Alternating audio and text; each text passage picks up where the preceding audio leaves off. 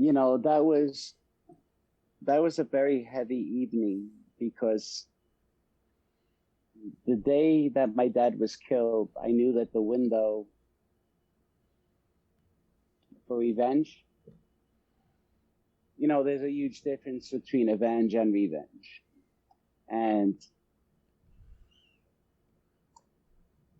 I had went out one night. I knew where to catch up with certain guys. And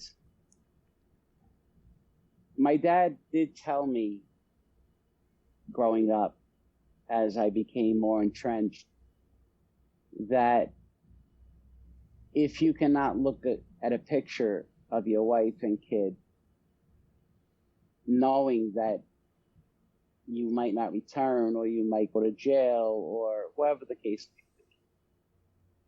be, don't do what you're about to do. And the window was very small. There were guys that were deathly afraid of, because obviously my dad was just erased. And the guys that I thought were my brothers acted as if like he didn't even exist that very night. So I did not know who I was able to trust. So I had literally went out on my own, and I was just trying to gauge. And this one particular night, I was ready to get out of the car and to do something that I knew I most definitely would have regretted. So I remember crying in the car by myself, feeling torn, saying, one side is saying, you have to do this. This is what you know, especially in that life. This is what you know.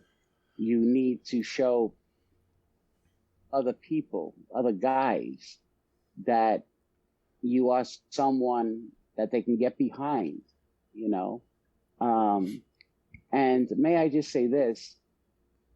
Thank God I did not do it. Not just for the sake in the eyes of God that I always want to be forgiven for my mistakes and my errors of my ways.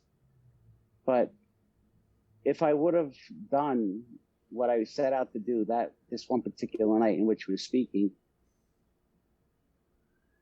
I would have gotten it somewhat wrong, because the blood that I tasted in my mouth was reserved for the guy who pulled the trigger, the guy who probably either dismembered or buried my father, because at that point I did not know.